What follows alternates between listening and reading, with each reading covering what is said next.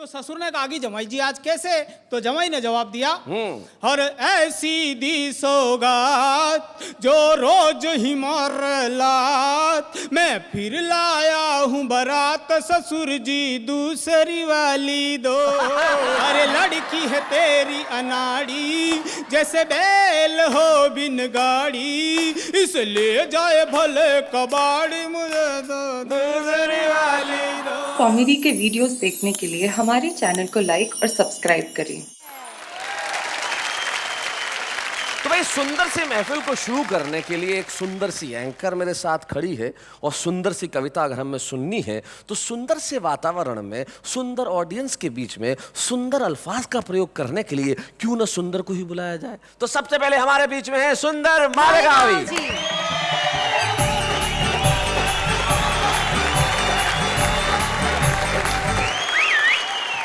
क्या बात है सुंदर साहब, आपको देख के तो लड़कियां भी सीटियां बजा रही हैं। और मैं आपकी जेलेसी भी देख रहा हूँ। ये सर बच्चों की बात कर रहे थे जी, तो मेरे भी अपने जाति खुद के बच्चे हैं। व्यक्तिगत बच्चे जी, और एक आपकी तरह शरारती भी है। अच्छा, तो मैं सिंगल बार कर रहा था, सोच रहा हूँ थोड़ा सा हाइट बढ़ जाए। तो उसने मेरे बच्चे ने देखा, बोले पापा ये क्या कर रहे हो? मैंने कहा यार मैं हाइट बढ़ाना चाहता हूँ इसलिए सिंगल बार कर रहा हूँ। बोले पापा आप ऑलरेडी लंबे हो रहे हैं। अच्छा। मैंने कहा अच्छा, तुझे क्या समझ में आया? बोले देखिए ना आपका सर बालों के बाहर आ गया।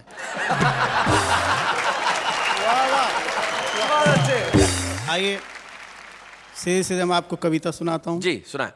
किस्मत ने किस हसीन का शौहर बना दिया। किस्मत ने किस हसीन का किस्मत ने किस हसीन का शौहर बना दिया। किस्मत ने किस हसीन का शौहर बना दिया, अच्छा भला था साहब नौकर बना दिया।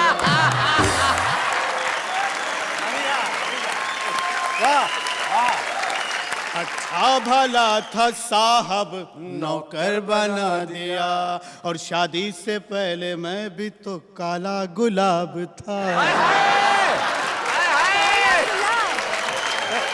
क्या बात है। शादी से पहले मैं भी तो काला गुलाब था, उसकी निगाहे शौक ने गुल्लर बना दिया। अब पहले मैं एक चेक था 18 लाख का। ओहो, 18 लाख का। पहले मैं एक चेक था 18 लाख का, बेगम की ख्वाहिशात ने चिल्लर बना दिया।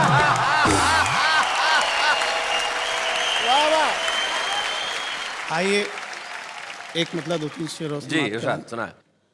सिर्फ पगड़ी गवा के आया हूँ। अच्छा। सिर्फ पगड़ी गवा के आया हूँ, सर तो लेकिन बचा के आया हूँ। क्या बात है। और जिसको आती थी इश्क की मिर्गी, इश्क की मिर्गी, जिसको आती थी इश्क की मिर्गी, उसको जूता सुंगा के आया। और जिसकी नजरें थी मेरी मुर्गी पर। अच्छा। जिसकी नजरें थी मेरी मुर्गी पर, उसको मुर्गा बना के आया। और दोनों बेगम लड़ेंगी परसों तक। दोनों बेगम, दोनों बेगम लड़ेंगी परसों तक, ऐसी पट्टी पढ़ा के आया हूँ। बहुत अच्छे। और जिनकी नजरों ने दिल चुराया था।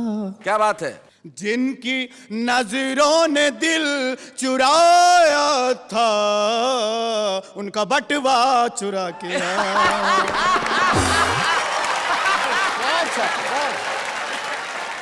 इसी काफिये में एक आध कोई और चीज जोड़ दीजिए। अच्छा। मैं तो सुंदर था पहले भी, आज पाउडर लगा के आया हूँ। आइए एक मतलब 2-3 शेर ये समाप्त कर लीजिए। इरशाद।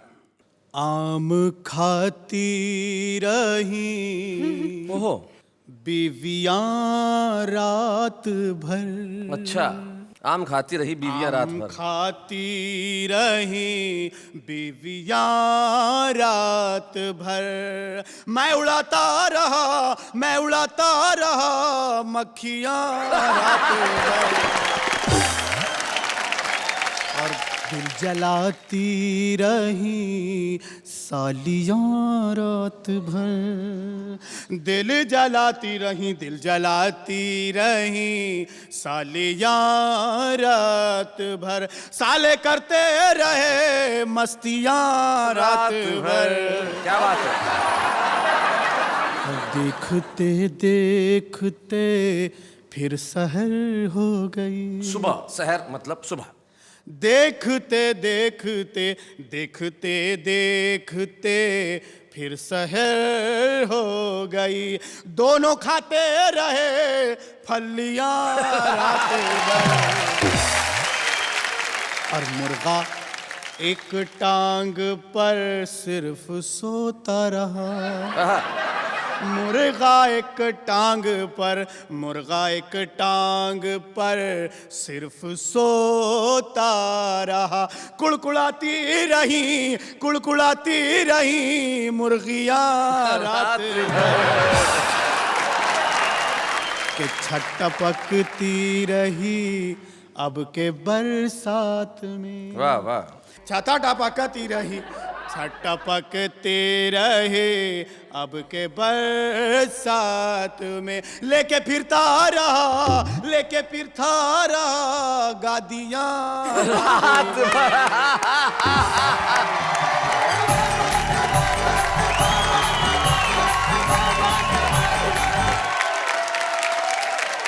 और सुंदर ने था मुशायरा पढ़ा और बजती रही तालियां रात भर। क्या बात है। अटल जी क्या कहना चाहेंगे सुंदर जी की शायरी पे? इसमें आदमी करप्ट हुआ मैंने सुना है, लेकिन मक्खियां रात को सोती हैं, कभी जा उड़ती नहीं है जी। मक्खियां, ऐसी करप्ट मक्खियां आप कहां से लाए? अटल जी क्या है कि ये अपने अपने घर की तासीर होती है। अगर आपके घर की मक्खियां रात में नहीं जागती, इसका ये मतलब नहीं है कि सुंदर जी के घर की भी मक्खियां हैं। इसे कहते हैं गुरु का दिमाग। बिल्कुल सही कहा आप। देखिए मक्खियां, मुर्गे, मुर्गी, इतनी बात हुई, ये सब चीजें, और आप कहते हैं हास्य मुश्किल हो गया। बच्चे आजकल हास्य पैदा करते हैं, और वो भी एक छोटी बच्ची आई मेरे पास, आके वो मेरे को कहने लगी कि एक सवाल पूछूं। मैंने कहा पूछो। बोले एक हाथी है, 12 केले हैं, हाथी ने 11 ही केले खाए, बताओ क्यों? मैंने कहा भाई उसे भूख नहीं होगी? बोले नहीं, एक केला प्लास्टिक का था। मैंने कहा अच्छा। थोड़ी देर बाद फिर लौट के आई, बोले एक हाथी है, 12 केले हैं, हाथी ने एक भी केला नहीं खाया, क्यों? मैंने कहा केले प्लास्टिक के थे। बोले नहीं, इस बार हाथी प्लास्टिक का था। नेहा, तुम क्या कभी बचपन में इंटेलिजेंट थी? Of course. Ask my parents and my भैया. They used to be surprised. मैं क्लास में नंबर 1 आती थी और बहुत सारे प्राइजेस घर पे लाती थी। तो फिर बड़े होके क्या हो गया? एनीवेज, अब हम जिन्हें बुलाने जा रहे हैं वो काफी इंटेलिजेंट कवि हैं। ये वो व्यक्ति है जिसने जीवन की पाठशाला से बहुत कुछ सीखा और सीख के इस दुनिया को दिया। एक ऐसा हास्य कवि जिसके पास निश्चित तौर पे आज की तारीख में हिंदी हास्य कवि सम्मेलनों में जितने हास्य कवि हैं उसमें सर्वाधिक हास्य कविताएं किसी के पास अगर है तो वो आशकरण अटल हैं। आइए हम इस चिर युवा का स्वागत करें जिन्होंने अपनी उम्र बताने से मना किया है। आशकरण अटल।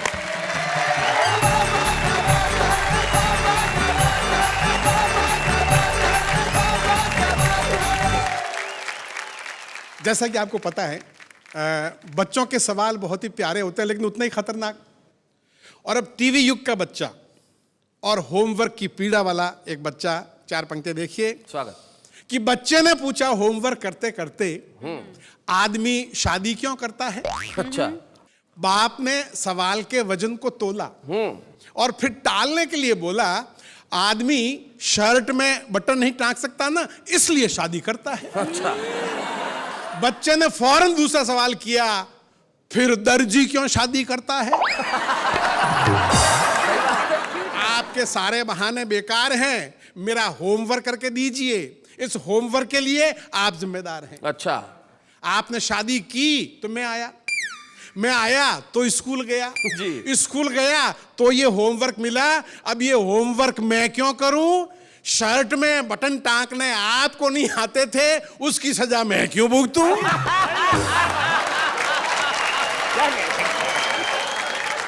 एक आपकी बड़ी प्रसिद्ध कविता है बुफे, उसका एक अंश हम जरूर सुनना चाहेंगे। मैंने बहुत साल पहले एक 5 स्टार होटल में खाना खाया था, उसका एक छोटा सा वर्णन है, स्वागत, देखिएगा। स्वागत, स्वागत। बुफे दावत सिस्टम वो दावत है जिसमें हर समझदार मेहमान या तो घर से खाना खाकर आता है या वापस घर जाकर खाता है। वापस घर जाकर खाता है। हर स्वाभिमानी आदमी को कम से कम 3 बार कतार में खड़ा होना पड़ता है। और ज्यादा से ज्यादा कितनी बार, ये उसकी भूख और बेशर्म होने की क्षमता पर निर्भर करता है। बेशर्म। और इतनी बार लाइन में लगने के बाद कोई भला आदमी तो इतना दुखी हो जाएगा कि फिर ठीक से खाना ही नहीं खा पाएगा। जी। और पंक्ति देखिए कि बुफे दावत में कौन सैकड़ों बार खा चुका पुराना खुर्राट बुफेबाज है? बुफेबाज। कौन खुर्राट बुफेबाज है और कौन नया मेहमान है? इसकी पहचान बहुत आसान है। पुराना अपनी प्लेट में जरा सा 1-2 चम्मच खाना ऐसे धर लाता है जैसे सत्यनारायण का प्रसाद लाया हो। अच्छा। जबकि नया अपनी प्लेट में खाने की हर डिश ऐसे भर लाता है जैसे कोई भिखारी 10 घरों से भीख मांग कर लाया हो।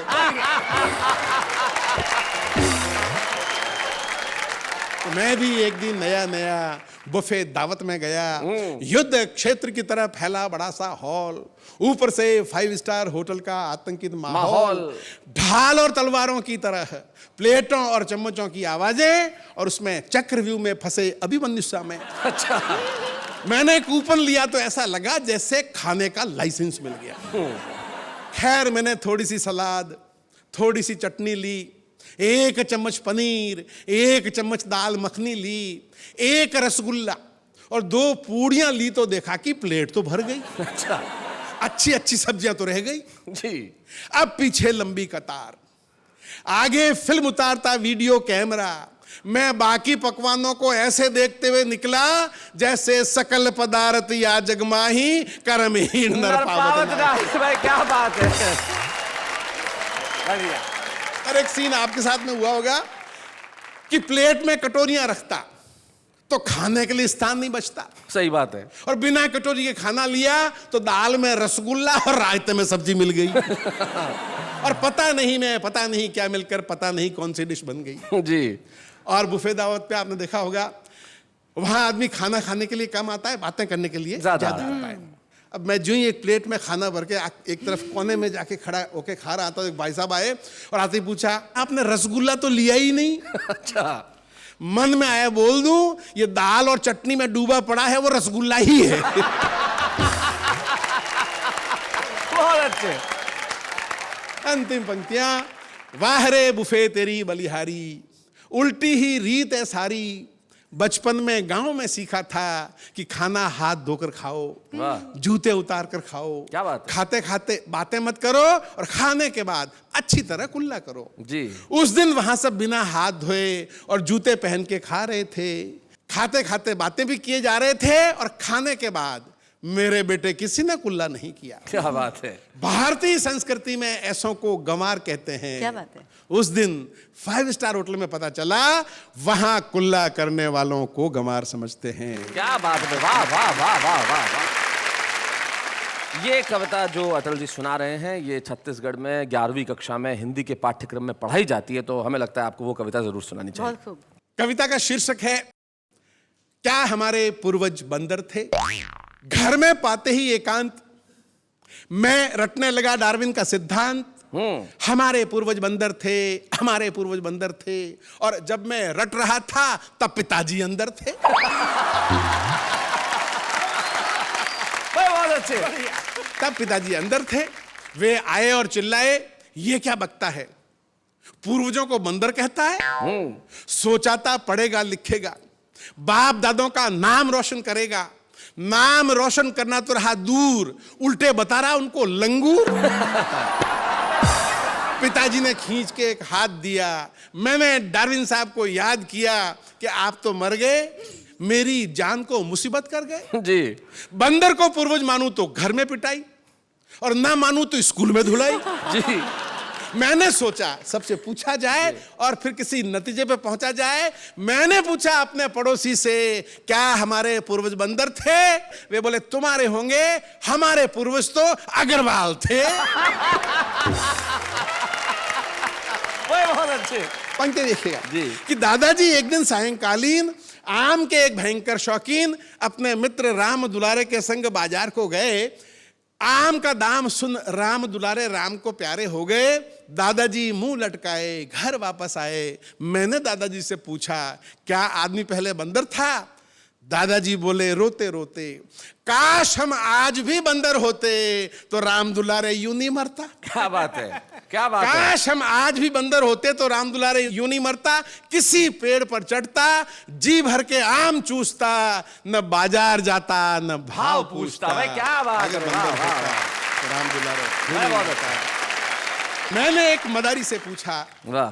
क्या आदमी पहले बंदर था? वो बोला, देख भैये, हम आदमियों को बंदर से मुकाबला नहीं करना चाहिए। कहां आदमी कहां बंदर, आदमी की आज क्या है कदर। मैं जगबीती नहीं आप बीती सुना रहा हूं, अपने घर की बात बता रहा हूं। मेरे एक बंदर जैसा बेटा है और एक ये बेटे जैसा बंदर है। भाई वाह वाह वाह वाह, क्या बात है, बहुत अच्छे, बहुत बढ़िया। मेरे एक बंदर जैसा बेटा है और एक ये बेटे जैसा बंदर। मैंने इसे नचा नचा कर उसे पढ़ाया लिखाया, वाह वाह। एमए पास कराया। 3 साल हो गए, वो आज भी नौकरी के लिए मारा मारा फिरता है, और ऐसे में ये बंदर मेरे पूरे परिवार का पेट भरता है। भाई क्या बात है, बहुत अच्छा, बहुत बढ़िया। देख भैया, हम आदमियों को बंदर से मुकाबला नहीं करना चाहिए। हर एक की बात ने मन को छुआ। वाह। उत्तर तो नहीं मिला, पर एक प्रश्न और उठ खड़ा हुआ। अब मैं ये नहीं पूछता कि क्या आदमी पहले बंदर था, वो प्रश्न खड़ा है वहीं का वहीं। आजकल मैं पूछता हूं, आदमी भी आदमी है कि नहीं? क्या बात आदमी है, भी वाह आदमी। वाह वाह वाह, बहुत बढ़िया।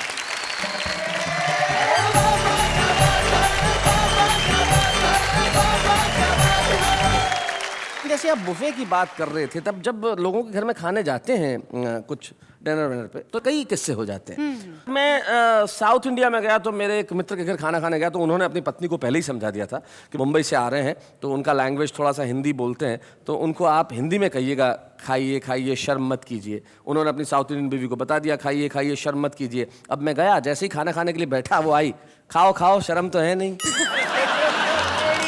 अब ऐसे में क्या किया जाए साहब?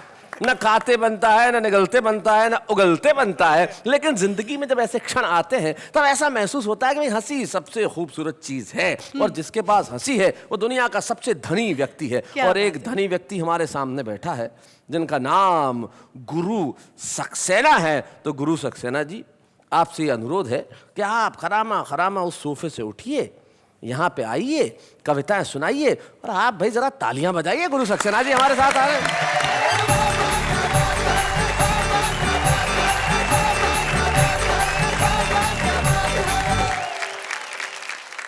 हमारे अटल जी बड़े कवि हैं, लेकिन हमारे हिंदी साहित्य की परंपरा में किसी ने भी सूर्य को कोई उपमा नहीं दी आजकल। जी।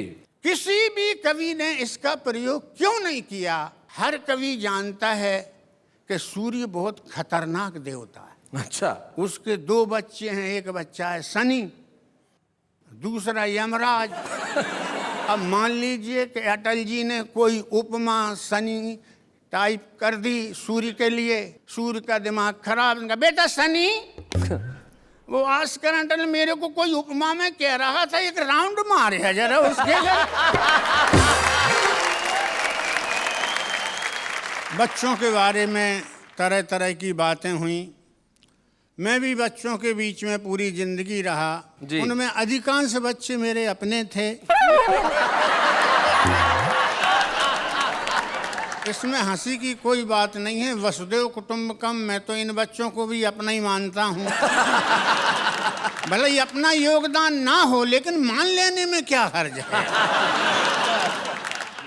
एक बात विशेष रूप से मैं ये बताना चाहूँगा कि बच्चों की कोई उम्र नहीं होती, साइज नहीं होती कि कितने बड़े बच्चे। जी। इसलिए मैं आपकी मानसिकता धीरे धीरे वहाँ तक पहुँचाऊँगा। एक बच्चे का उदाहरण कि पिताजी आप जानते नहीं हैं, कैसे पढ़ता हूँ मानते नहीं हैं। हाँ। आप तो जबरदस्ती पढ़ाना चाहते हैं, शिक्षा के क्षेत्र में बढ़ाना चाहते हैं। जब मैं रहता हूँ क्लास में, मास्टर रहते हैं पास में, प्रश्न पूछते जब नहीं बनता है, तुम्हारा बेटा तब शिक्षक से सुनता है, सक्सेना पढ़ने में बहुत ही कच्चे हो, पढ़ोगे का खाक गधे के बच्चे। पढ़ोगे क्या था, गधे के बच्चे हो। पिताजी, गधा मेरा बाप है तो आप कौन हैं? अब मैं बहुत छोटे साइज के बच्चे की बात कर रहा हूं, जिसको अभी संसार में कोई ज्ञान नहीं। जी। बेटा कहाँ गया था? पापा रामलीला देखने। आज क्या देखा बेटा? पापा ताड़का संवाद। तूने ताड़का देखी थी? हाँ पापा जी देखी थी। भला बता ताड़का कैसी थी? बिल्कुल मम्मी जैसी थी। जैसे कि कॉलेज में इलेक्शन होते हैं जी। अब मैं उस बच्चे की बात कर रहा हूँ। तो बच्चों के साथ में कुछ बच्चियां भी होती, आपस में बुझा रही थी पहेलियां। हाँ। सुभाष पार्क में बैठी थी 4 सहेलियां। एक बोली, इस चुनाव की लहर में हलचल मच रही है सारे शहर में, लगता है विरोधियों के घड़े रीतेंगे, चुनाव में गुरु सक्सेना जीतेंगे। अच्छा। दूसरी सहेली बोली, सबका चिंतन चाहूंगा। दूसरी सहेली बोली, अरे कौन से भावावेश में बह रही है, कल तक तो तू जीतेगा कहती थी, आज जीतेंगे कह रही है। भाई बहुत बढ़िया, बहुत अच्छे गुरुजी, क्या बात है भाई, वाह वाह वाह। और थोड़ी सी यात्रा आगे बढ़ाता हूं। भाई ने डार्विन के सिद्धांत की बात कही, मैंने भी कुछ विज्ञान के सिद्धांतों की बात कही। जी। 2 बच्चे आपस में बात कर रहे थे। एक ने दूसरे से कहा, जब कोई छात्र किसी लड़की के भावों में पूर्ण या आंशिक रूप से डूबता है तो उसके अध्ययन में कुछ कमी आ जाती और यह कमी लड़की द्वारा हटाए गए संकोच की मात्रा के बराबर होती है। बहुत अच्छे। अपने अनुभव से मैं विज्ञान से जोड़ते हुए एक रचना और पढ़ने की कोशिश करूंगा। जी। जब मेरी पत्नी पड़ोसिन की नई साड़ी देखती है तो हाँ। हाइड्रोजन गैस बनकर जलने लगती। अच्छा।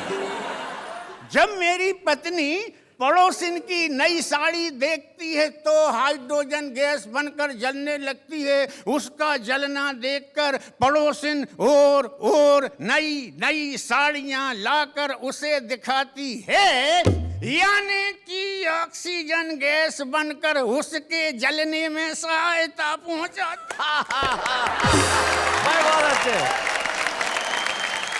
इस प्रकार हाइड्रोजन और ऑक्सीजन, इन दोनों से बने हुए समीकरण के बीचों बीच मेरा सारा धन पानी बनकर क्या रह बात जाता है, वाह वाह वाह, बहुत अच्छे।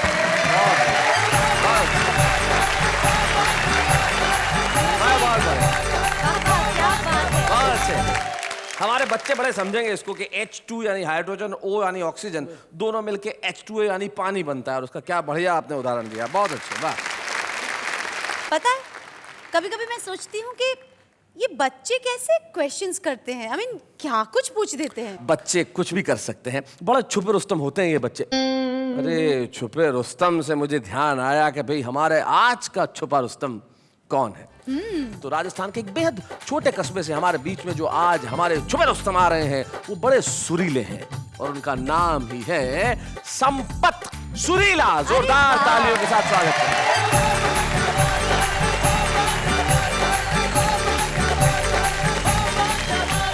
देश के बड़े बड़े कवि यहाँ विराजमान है और वाह वाह क्या जोड़ी है, बहुत ही लाजवाब जोड़ी। भगवान ये जोड़ी सलामत रखें।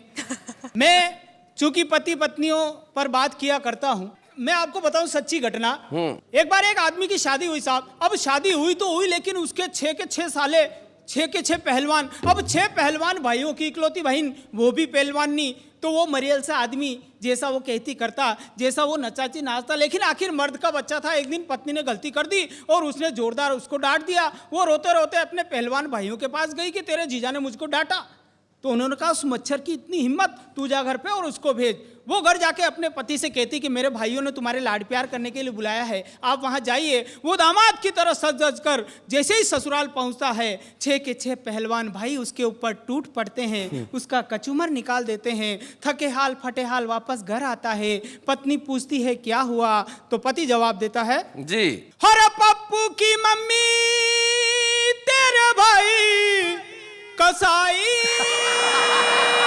है, दया नहीं आई, कर दी ठुकाई, अंग अंग तोड़ा मेरा, कर दी धुनाई, कर दी पिटाई, के बाल पकड़ के दिया जोर से झटका, बाहों में उठा के मुझे जमीन पे पटका, जूते और चप्पल से कर दी ऐसी सुताई है, तालियां बजाई। अब जब आदमी भाई साहब कुंठित हो जाता है तो उसके अंदर गलत गलत आइडियाज आते हैं। वो देखता है यार साले भी आए दिन सताते रहते हैं, पत्नी भी रोज पीटती रहती है, ससुर बेचारा अच्छा है कोई नई व्यवस्था कर देगा। तो उसने अपने 5-15 पत्नी पीड़ित लोगों को इकट्ठा किया, बैंड बाजा मंगाया, घोड़ी मंगाई, घोड़ी पे बैठ के ससुर के द्वार पे। तो ससुर ने कहा कि जमाई जी आज कैसे, तो जमाई ने जवाब दिया और ऐसी दी सौगात जो रोज ही मार लात, मैं फिर लाया हूँ बारात, ससुर जी दूसरी वाली दो, मुझे दूसरी वाली दो। अरे लड़की है तेरी अनाड़ी, जैसे बैल हो बिन गाड़ी, इसलिए जाए भले कबाड़ी, मुझे दो दूसरी वाली दो। आजकल के नौजवान बच्चे तरह तरह की चीजें इस्तेमाल करते हैं हेयर स्टाइल बनाने में। मेरे को एक सच्ची घटना याद है। एक बार एक लड़के के बड़े सुंदर सुंदर बाल, बड़ी बड़ी मूछें, बड़ी बड़ी दाढ़ी। एक लड़की ने उसको देखा और देखते ही उसके बालों पे फिदा हो गई कि शादी करूंगी तो इसी सुंदर बाल वाले लड़के से, वरना जिंदगी भर कंवार ही रहूंगी। बात शादी तक पहुंची, लेकिन एक शर्त रखी कि ये लड़का अपने बाप के साथ विदेश जाएगा, 1 साल के बाद पुनः लौट के आएगा तो तेरी शादी इससे कर दी जाएगी। लड़की ने कहा कि मैं तो इसके बालों से इतनी मोहब्बत करती हूँ, 4 साल भी इंतजार कर लूंगी। लड़का अपने बाप के साथ विदेश जाता है, वहां पाश्चात्य संस्कृति में रंग कर माथे पे जाने क्या क्या लगाता है। थोड़े दिनों बाद तो बिल्कुल सारे बाल उड़ जाते हैं, गंजा हो जाता है। हिंदुस्तान लौट के आता है, लड़की लड़के को देख के कहती है भैया तू नहीं बन सकता मेरा सैया, तू तो ये बता दे कि ये हाल हुआ कैसे। के तेल था खुशबू वाला, तेल था खुशबू वाला, माथे में जो ही डाला, धीरे धीरे उड़ने लगे बाल, हूँ तभी से टकला मेरी जान, काली दाढ़ी और मूछे पर इनको कौन पूछे, इच्छा यही है मेरी सिर पे हो काले गुच्छे, चेहरा सजनी को भाए और वो मेरी हो जाए, बगिया है उजड़ी उजड़ी इसमें हरियाली आए, तन मेरा था स्वदेशी चीजें अपनाई विदेशी, फिर कैसे बचाता खुद कमाल, दिखने लगा है चमकीला चांद। लड़के के माथे पे 2 बाल बच ही गए। अच्छा, अब वो दोनों बाल आपस में बात कर रहे हैं, यार ये लड़का जाने माथे पे क्या क्या लगाता रहा, फिर भी इसके माथे पे हरियाली नहीं आई। हम दोनों बाल आपस में एक काम करते हैं, हम दोनों बाल आपस में शादी कर लेते तो हमारी जो संतानें होगी जिससे इसका पूरा माथा हरा भरा हो जाएगा। तो दूसरे वाले बाल ने कहा नहीं, हम ऐसा नहीं कर सकते। कि क्यों? क्योंकि हमारे हिंदुस्तान में बाल विवाह करना कानूनी अपराध है। एक पेरोडी और निवेदन करता हूं हमारे देश के राजनेता के फांकते रहते हरदम शेखी बगारे, भोली भाली जनता को गर्त में उतारे, भोली भाली जनता को गर्त में उतारे, तेरे भ्रष्ट भ्रष्ट वादे गणतंत्र को हिला दे, क्या बात है? गणतंत्र को हिला दे, तेरे भ्रष्ट भ्रष्ट वादे। आतंकवाद है, नक्सलवाद है, तेरे ही कारण यहाँ जंगल राज है। क्या बात है? बेरोजगारी, भ्रष्टाचारी, काला बाजारियों का तू सरताज है, काला बाजारियों का तू सरताज है, तेरे सस्ते सस्ते प्यादे क्या बात है? बुनियादों को हिला दे, बुनियादों को हिला दे, तेरे भ्रष्ट भ्रष्ट वादे। बहुत बहुत आभार। क्या बात है, वाह।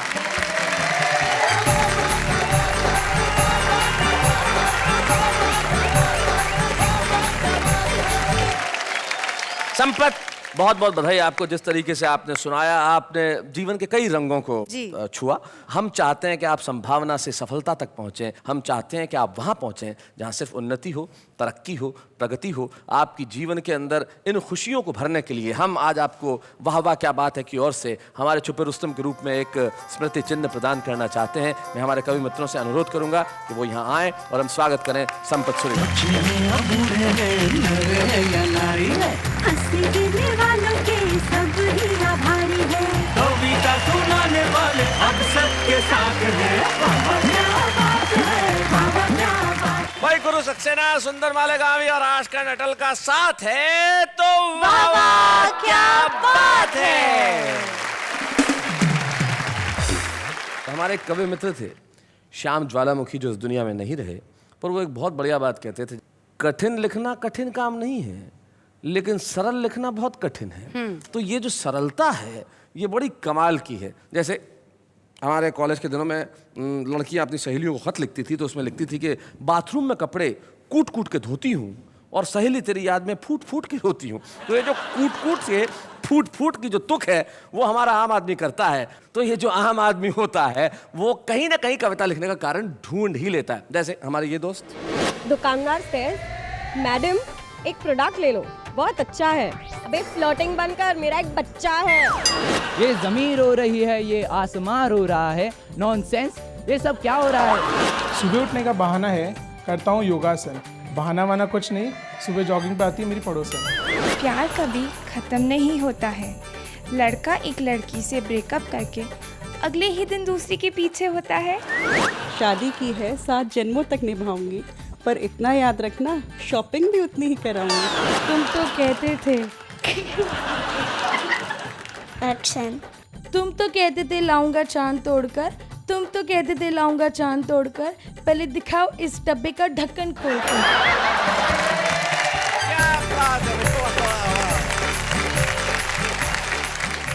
वाह वाह इस हिम्मत के लिए। आम आदमी तो आम आदमी है, जो जैसा सोचेगा वैसा कहेगा, और असलियत तो वही है कि जैसा दिखता है अगर आदमी वैसा ही लिखता है तो वो सच है। जैसे अटल जी वो आदमी है जो किसी भी जगह से कुछ ना कुछ इलाज निकाल लेते हैं। जैसे एक बार एक भयानक डकैत इनके घर में घुस गया और पिस्तौल दिखाई इनको और भाभी जी दोनों को, और दिखाई और बोला सब कुछ दो नहीं तो गोली मार दूंगा, मार ही दूंगा गोली।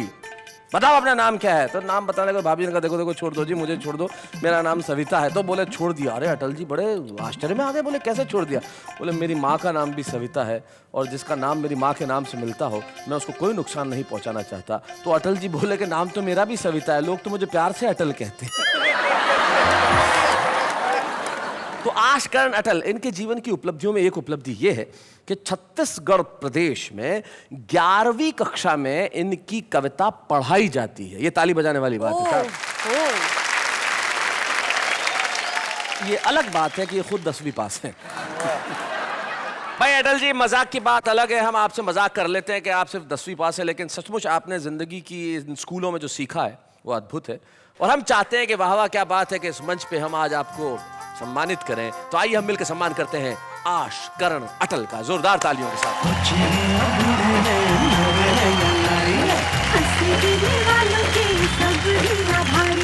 कविता सुनाने वाले अब सबके साथ हैं। क्या बात है, क्या बात है। आशकरण अटल जी के सम्मान के अवसर पर आज उनके परिवार के सदस्य उपस्थित है। उनका पोता दिग्विजय, उनकी बेटी महिमा और उनका भतीजा महिपाल। तनु, तुम्हारे दादाजी को तुम घर में क्या कह के बुलाते हो? जीसा। जीसा। जीसा इतने हंसी की बातें सुनाते। तुम्हें कभी कुछ जोक वोक सिखाया कि नहीं इन्होंने? मैं एक बार एक मास्टर अपनी क्लास को पढ़ाता है, बोलता है कि दिल्ली में कुतुब मीनार है। अच्छा।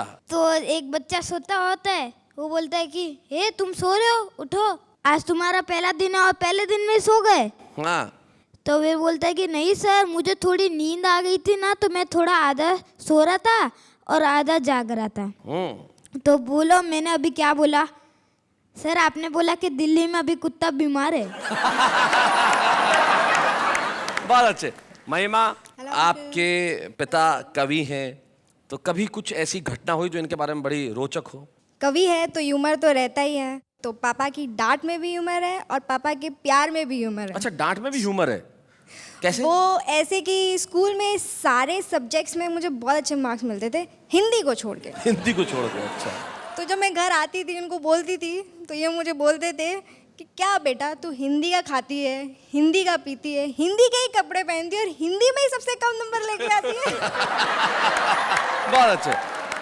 महिपाल, आप क्या कहना चाहेंगे अपने जीसा के बारे में? कहते हैं कि कवियों की, लोग कहते हैं कि भाई इनकी इनकम क्या होगी, क्या है, बाकी सबसे रॉयल कवि है, रॉयल्टी से जिए जी।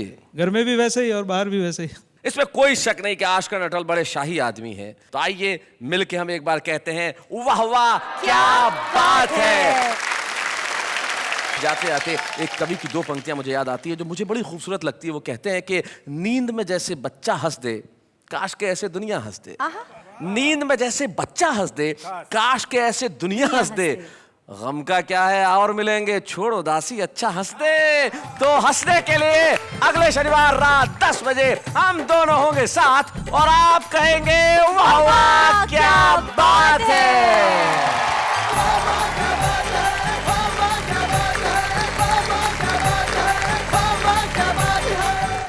कॉमेडी के वीडियोस देखने के लिए हमारे चैनल को लाइक और सब्सक्राइब करें।